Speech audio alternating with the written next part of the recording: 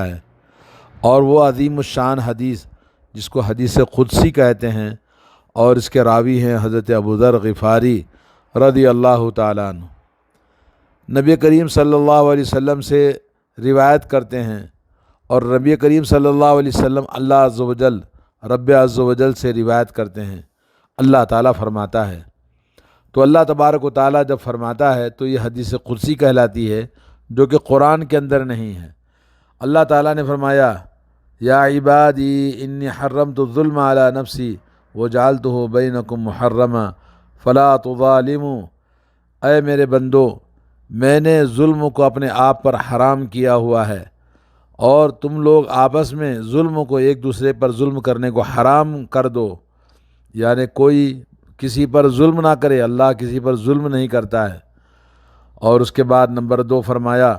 یا عبادی کلکم ضال الا من ہدیت فاستہدونی اہدکم،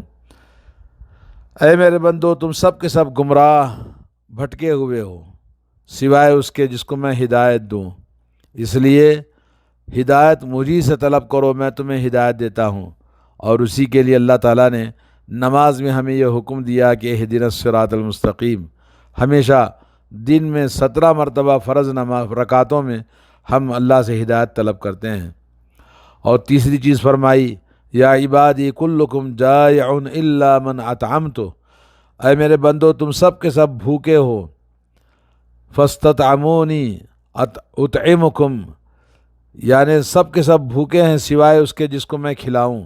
اس لیے اگر تمہیں رزق چاہیے، روزی روٹی چاہیے، تو مجھی سے روزی روٹی طلب کرو، میں تم کو کھلاتا ہوں۔ دنیا میں ہم اسباب کو ڈھونڈتے ہیں، اور روزی روٹی کے لیے، دولت کے لیے اور عائش و آرام کے لیے ہم سب کچھ زندگی کو لگا دیتے ہیں۔ قل هل ننبئکم بالاخسرین اعمالا الذین ضل سعیہم فی الحیاۃ الدنیا وہم یحسبون انہم یحسنون صنعا، اللہ نے فرمایا کہ آؤ سب سے زیادہ نقصان اٹھانے والوں کے بارے میں بتاتے ہیں، جنہوں نے اپنی زندگی کی ساری کوششوں کو دنیا میں لگا دیا اور یہ سمجھتے رہے کہ ہم اچھا کام کر رہے ہیں، حالانکہ روزی روٹی دینا اللہ کا کام ہے، اللہ ہی سے ہم کو روزی روٹی طلب کرنا ہے۔ اور چوتھی چیز اللہ نے فرمایا، یا عبادی کلکم عار الا من کسوت، اے میرے بندو، تم سب کے سب ننگے ہو سوائے اس کے جس کو میں کپڑے پہناؤں، فاستکسونی اکسکم، مجھی سے اپنے جسم کو ڈھانپنے کے لیے، اپنے عیش و آرام کے لیے مجھ سے کپڑے مانگو، میں تمہیں کپڑے پہناتا ہوں۔ اور پانچویں چیز فرمائی، یا عبادی انکم تخطئون باللیل والنہار وانا اغفر الذنوب جمیعا، اے میرے بندو، تم رات اور دن گناہوں پر گناہ، نافرمانیوں پر نافرمانیاں کرتے جاتے ہو، مگر تمہارے تمام گناہوں کو میں معاف کرتا ہوں، فاستغفرونی اغفر لکم، اس لیے مجھی سے مغفرت طلب کرو، بخشش مانگو، میں تمہیں بخش دیتا ہوں۔ اور اللہ نے فرمایا، قل لعبادی الذین اسرفوا علی انفسہم لا تقنطوا من رحمت اللہ ان اللہ یغفر الذنوب جمیعا، آپ کہہ دیجئے میرے بندوں سے جنہوں نے گناہ نافرمانیاں کر کے اپنے آپ پر ظلم کیا ہے، اللہ کی رحمت سے مایوس نہ ہوں، جب کوئی معافی مانگتا ہے تو میں تمام گناہوں کو اس کے بخش دیتا ہوں۔ اللہ اکبر۔ اور نمبر 6 فرمایا، یا عبادی انکم لن تبلغوا ضری فتضرونی، اے میرے بندو، تم سب کے سب مل کر میرے نقصان پہنچانے کے لیے کوئی تم کام نہیں کر سکتے کہ جس کے ذریعے مجھے نقصان پہنچے، ولن تبلغوا نفعی فتنفعونی، اور تم سب کے سب مل کے کوشش کرو مجھے فائدہ پہنچانے کے لیے تو تمہارا فائدہ بھی مجھے کوئی پہنچتا نہیں ہے، یعنی تم سب کے سب مل کر اگر نقصان پہنچانا چاہے مجھے، میرا نقصان کوئی نہیں کر سکتا، اور مجھے فائدہ پہنچانا چاہے تو میں کسی کے فائدے کا محتاج نہیں ہوں، اور نہ مجھے کوئی فائدے کی ضرورت ہے۔ اور نمبر 8 فرمایا، یا عبادی لو ان اولکم وآخرکم وانسکم وجنکم کانوا علی اتقى قلب رجل واحد منکم ما زاد ذلك فی ملکی شیئا، نمبر 8 فرمایا، اے میرے بندو، اگر تمہارا سب سے پہلا انسان سے لے کر تمہارا سب سے آخری انسان اور تم سب اول سے لے کر آخر تک سب کے سب ایک انسان کے دل کی طرح متقی، پرہیزگار اور تقوی والے ہو جاؤ، اور اس کے بعد تم سب کے سب اللہ کا تقوی اختیار کر لو، لیکن میری ملک میں، میری شہنشاہیت میں ذرہ برابر اضافہ نہیں ہوگا۔ اور نمبر 9 فرمایا کہ اے میرے بندو، لو ان اولکم و آخرکم، تمہارا پہلا انسان سے لے کر آخر انسان تک، تمہارے انس اور جن تمام کے تمام، کانو علی افجر قلب رجل واحد، ایک فاسق، فاجر اور گنہگار انسان کے طرح وہ یعنی نافرمانیاں کریں اور ظلم کریں، سب کرنے کے باوجود میری شہنشاہیت میں ذرہ برابر کمی نہیں آئے گی۔ یہ نمبر 9 فرمایا۔ اور اس کے بعد نمبر 10 اللہ نے فرمایا، یا عبادی لو ان اولکم و آخرکم و جنسکم و انسکم و جنکم قاموا فی صعید واحد، کہا کہ اے میرے بندو، تمہارا اول اور آخر اور تمہارے انسان، تمہارے جن، سب کے سب، سارے کے سارے ایک میدان میں جمع ہو جائیں اور پھر مجھ سے مانگیں، ہر ایک اپنی اپنی ضرورت، فَأَعْطَيْتُ كُلَّ وَاحِدٍ مَسْأَلَتَهُ مَا نَقَصَ ذَلِكَ مِنْ عِنْدِي مِمَّا عِنْدِي إِلَّا كَمَا يَنْقُصُ الْمَخِيطُ إِذَا أُدْخِلَ الْبَحْرَ، کہا کہ ایک میدان میں جمع ہو کر سب کے سب ایک ساتھ اپنی اپنی ضرورتیں مانگیں تو ہر ایک کو اس کی ضرورت کو سنتا ہوں اور اس کی ضرورتوں کو پورا کرتا ہوں اور سب کچھ دیتا ہوں جو وہ مانگتے ہیں۔ اور میرے پاس جو کچھ، اللہ نے کہا کہ میرے پاس جو کچھ ہے اس میں ذرہ برابر کمی نہیں آئے گی، سوائے اتنا جیسا کہ سمندر میں کوئی سوئی کو داخل کرے تو سوئی کو جتنا پانی لگتا ہے اتنا ہی میرے شہنشاہیت میں فرق آئے گا۔ اور نمبر 11 فرمایا، یا عبادی انما ہی اعمالکم احصیھا لکم، اے میرے بندو، جب تم میرے پاس آؤ گے تو تمہارے اعمال جو میں نے تمہارے لیے سب ریکارڈ کر کے رکھا ہے اور تمام اعمال میرے پاس لکھے ہوئے ہیں، ثم اوفیکم ایہا، اور اس اعمال کا تمہیں پورا پورا بدلہ دوں گا۔ فمن وجد خیرا فلیحمد اللہ، اگر کوئی اپنے اعمال کو بہتر پاتا ہے تو اللہ تعالیٰ کہتا ہے میری حمد، اللہ کی حمد کرنا، اور کسی نے اپنے اعمال میں برائیوں کو پایا اور اس کے برائیوں میں سوائے اس کے نقصان کے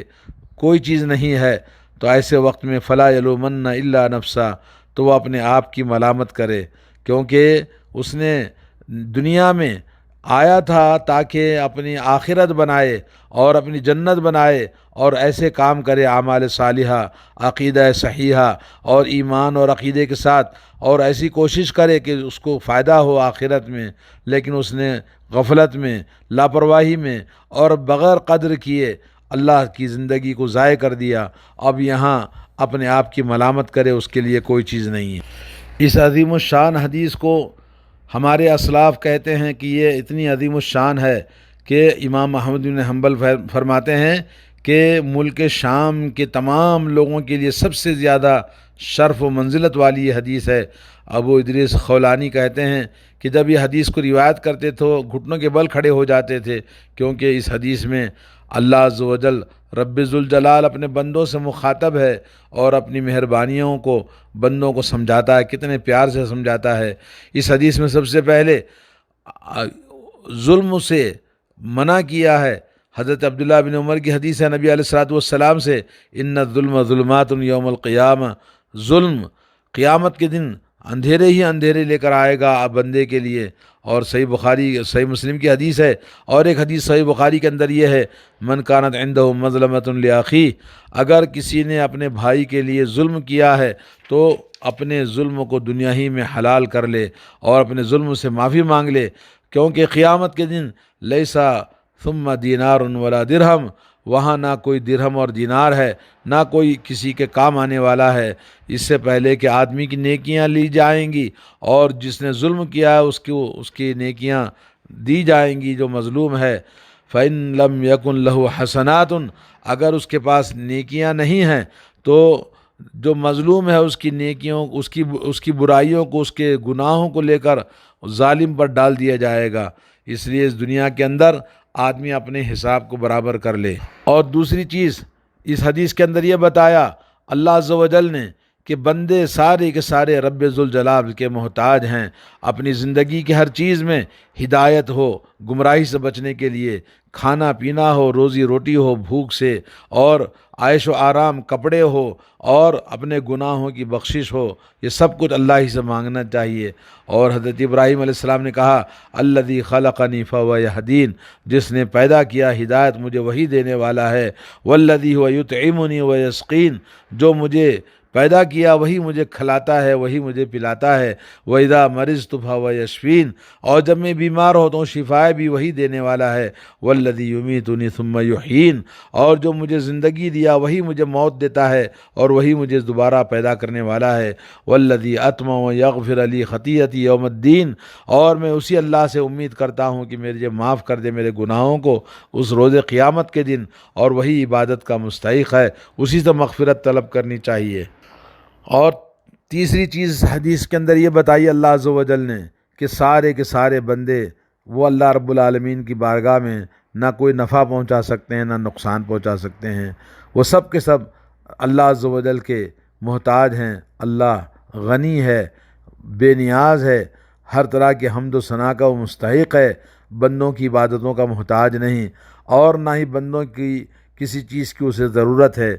لم یکن لہ کفوا احد، اور اللہ عز و جل نے اس حدیث کے آخر میں یہ بتایا کہ اللہ سبحانہ و تعالی ہمارے اعمال کو ریکارڈ کرتا ہے اور ان اعمال کو محفوظ رکھتا ہے۔ لا یضل ربی ولا ینسیٰ، نہ وہ اللہ تعالیٰ ان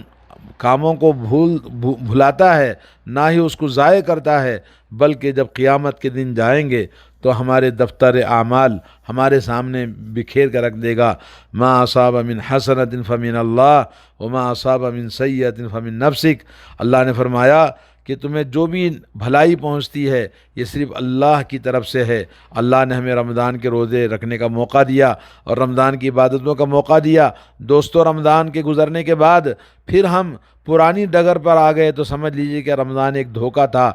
جس میں ہم نے اللہ کو دھوکہ دیا، اپنے آپ کو دھوکہ دیا، اور نقصان کسی کا نہیں سوائے اپنے آپ کا۔ تو اس لیے وما اصابک من سیئۃ فمن نفسک، اگر تمہیں زندگی میں اور آخرت میں کوئی نقصان ہوتا ہے تو سمجھ لو یہ آپ نے خود اپنا نقصان کیا ہے، اپنے پیر پہ خود کلاڑی ماری ہے۔ تو آدمی یہ سمجھتا ہے کہ وہ خیالی طور پر سمجھتا ہے کہ اس کا وہ کچھ اللہ سے معافی مانگ لیا تو اس کی معافی ہو گئی، نہیں، بلکہ عبادتیں ختم نہیں ہوتی ہیں، اللہ کے حقوق ختم نہیں ہوتے ہیں۔ وَاعْبُدْ رَبَّكَ حَتَّىٰ يَأْتِيَكَ الْيَقِينُ، اللہ تعالیٰ کی عبادت